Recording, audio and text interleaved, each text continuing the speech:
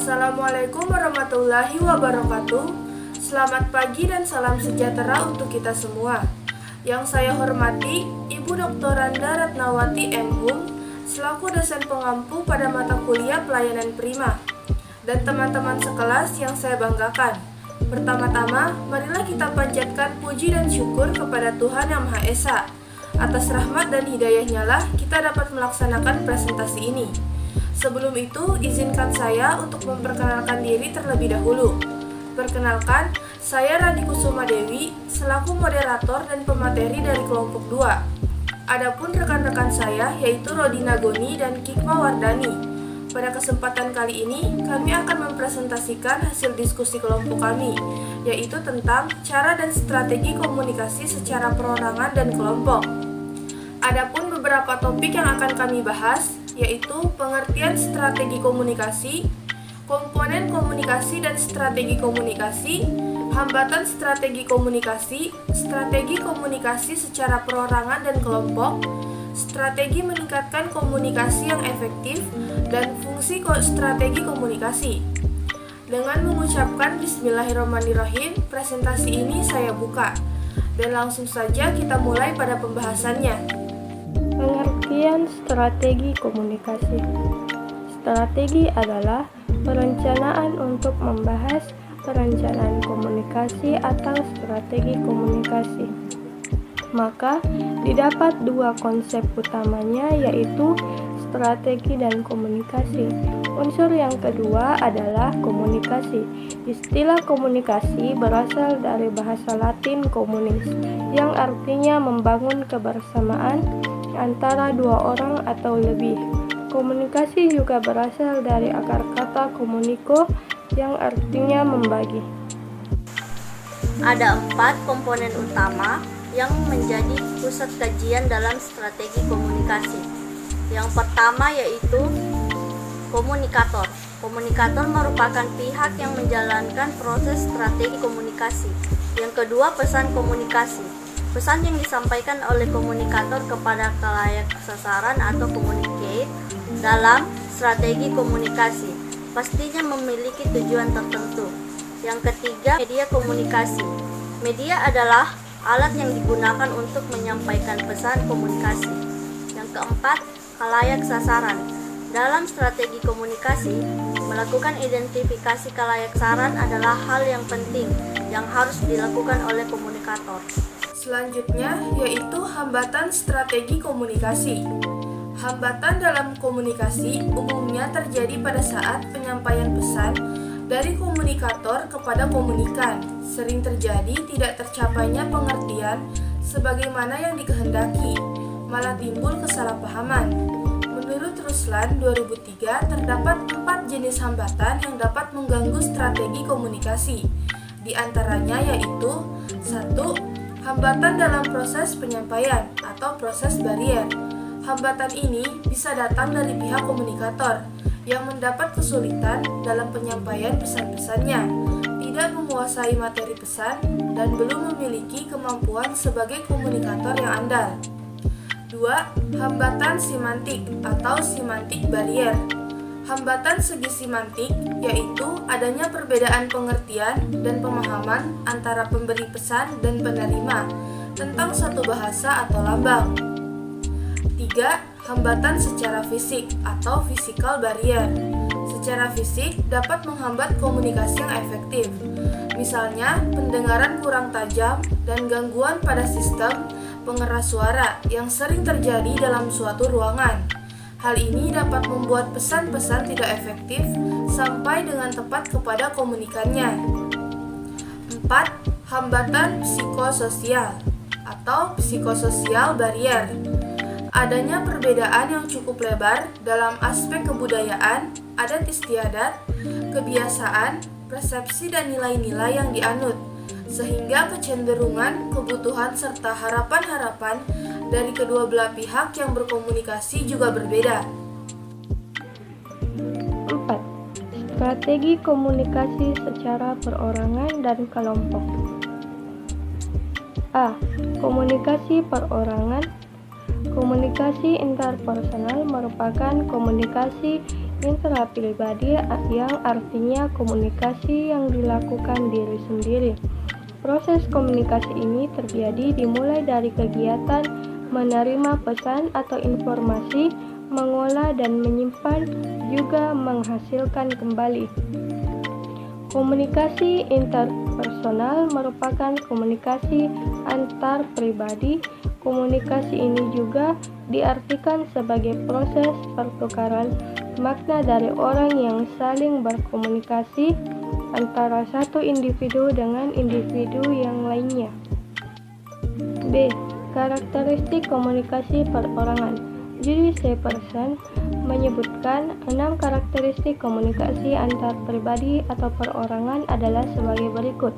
1. Komunikasi antar pribadi dimulai dengan diri sendiri atau self. 2. Komunikasi antar pribadi mencakup aspek-aspek isi pesan dan hubungan antar pribadi. 3. Komunikasi antar pribadi mensyaratkan adanya kedekatan fisik antar pihak-pihak yang berkomunikasi. 4. Komunikasi antar pribadi bersifat transaksional. 5. Komunikasi antar pribadi melibatkan pihak-pihak yang saling tergantung satu dengan yang lain. Komunikasi antar pribadi tidak dapat diubah maupun diulang. C. Ciri-ciri komunikasi antar pribadi. Menurut beberapa ahli dalam bidang studi ilmu komunikasi, ciri-ciri komunikasi antar pribadi yaitu keterbukaan, yaitu sikap menanggapi informal dengan hati yang gembira saat berinteraksi dalam hubungan antar pribadi. Empati, yaitu situasi di mana komunikasi turut merasakan apa yang dirasakan oleh orang lain. Dukungan, situasi terbuka untuk mendukung komunikasi yang efektif. Rasa positif, yaitu perasaan positif dalam diri turut mendorong orang lain untuk aktif berpartisipasi dan menciptakan suasana komunikasi yang kondusif. Kesetaraan pengakuan tersembunyi dalam diri kedua belah pihak untuk saling menghargai. D. Komunikasi kelompok menurut Walgito. Komunikasi kelompok terdiri dari dua kata komunikasi dan kelompok. Komunikasi dalam bahasa Inggris, communication, berasal dari bahasa Latin communication dan bersumber dari kata komunis yang berarti sama, yakni maksudnya menyamakan suatu makna. Sedangkan kelompok dapat dipandang dari segi persepsi, motivasi dan tujuan, interpendensi dan juga dari segi interaksi. Cara komunikasi efektif dalam kelompok. Berikut ini merupakan cara komunikasi efektif dalam kelompok, diantaranya yaitu: langkah pertama yang perlu dilakukan agar dapat bekerja sama dengan baik ialah memulai mengembangkan hubungan baik dengan mereka terlebih dahulu.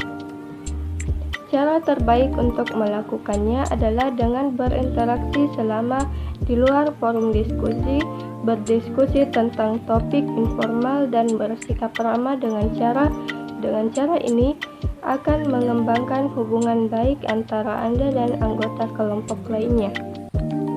Selanjutnya, strategi meningkatkan komunikasi yang efektif. Ada 12 strategi dalam komunikasi. Berikut ini dapat membantu Anda mengatasi dan mencegah tantangan komunikasi. 1. Kenali bahasa tubuh Anda. Bahasa tubuh, ekspresi, wajah, dan isyarat nonverbal lainnya dapat memainkan peran besar dalam komunikasi yang efektif. Postur tubuh bisa menjadi bentuk bahasa tubuh.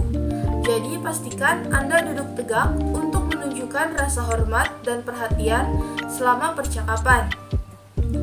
2. Pertahankan kontak mata dengan lawan bicara. Mempertahankan kontak mata menunjukkan bahwa Anda memperhatikan orang lain, dan ini merupakan bagian aktif dari percakapan. 3. Minta dan berikan umpan balik. Menawarkan dan meminta umpan balik menunjukkan bahwa Anda peduli dengan apa yang dikatakan orang lain, serta pendapat mereka tentang topik yang sedang dibahas. 4. Gunakan komentar verbal kecil yang mendorong. Saat mengambil bagian dalam percakapan, gunakan komentar verbal kecil. Hal ini mendorong pembicara untuk melanjutkan dan memberitahu mereka bahwa Anda mendengarkan. 5. Jangan menyela. Hindari menyela ketika orang lain sedang berbicara untuk menunjukkan rasa hormat. Hal ini menunjukkan bahwa Anda mendengarkan apa yang mereka katakan. 6. Fokus pada apa yang orang lain katakan. Memperhatikan adalah kunci komunikasi yang efektif. Ketika orang lain berbicara, berikan mereka semua perhatian Anda dan akui bahwa Anda mendengarkan pesan mereka. 7. Batasi gangguan. Komunikasi jauh lebih efektif bila ada sedikit atau tidak ada gangguan. 8. Berpartisipasi dalam kelas berbicara di depan umum atau public speaking. Mengambil kelas pidato dapat membantu membangun kepercayaan diri saat berbicara dengan orang lain dan membekali Anda dengan strategi komunikasi yang efektif. 9. Akui apa yang orang lain ungkapkan. Saat berbicara dengan seseorang, akui apa yang mereka katakan dengan mengangguk, menggunakan ekspresi wajah, dan berpartisipasi dalam percakapan jika perlu. 10. Pertimbangkan nada suara Anda. Nada suara Anda dapat memiliki dampak yang signifikan pada bagaimana orang lain menafsirkan apa yang Anda katakan. 11. Gunakan tata bahasa dan ejaan yang tepat. Hindari penggunaan singkatan, bahasa gaul, jargon, dan bentuk bahasa lain yang mungkin tidak dimengerti oleh orang lain. Eja kata-kata yang pasti, ejaan dan tata bahasanya tepat. 12. Koreksi dan edit. Sebelum mengirim pesan teks atau bentuk komunikasi tertulis lainnya, luangkan waktu untuk mengoreksi dan melakukan pengeditan yang diperlukan. Ini memastikan komunikasi tertulis Anda profesional dan menyampaikan pesan Anda seakurat mungkin. Adapun fungsi strategi komunikasi, yang pertama memberitahu, yang kedua memotivasi, yang ketiga mendidik, yang keempat menyebarkan informasi, yang kelima mendukung pembuatan keputusan. Itulah tadi presentasi dari kelompok 2. Apabila teman-teman ingin bertanya atau memberikan kritik dan sarannya kepada kelompok 2, kami persilahkan. Jika ada kesalahan, baik itu disengaja maupun tidak disengaja, saya mewakili teman-teman memohon maaf. Terima kasih. Wassalamualaikum warahmatullahi wabarakatuh.